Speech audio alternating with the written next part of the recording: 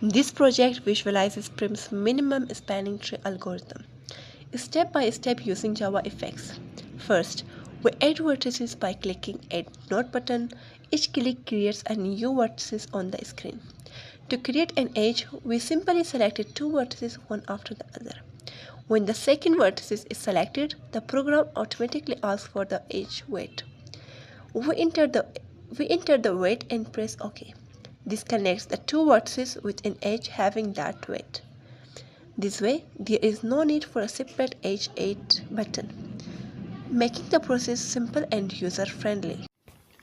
To remove a vertex, first right-click on the vertex to select it.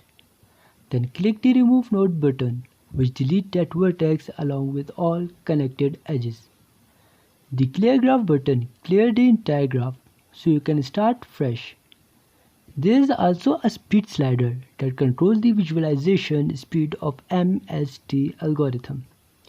Sliding left slows down the animation, and sliding right speeds it up, helping us better understand each step. On the side, there is a combined log area that shows the current step details as text, keeping track of algorithm progress clearly. When we click Run MST button, Prim's algorithm starts running and visualize each step on the graph. As edges and vertices are selected for the MST, they are highlighted in green. The other edges gradually fade out to show that they are not the part of MST.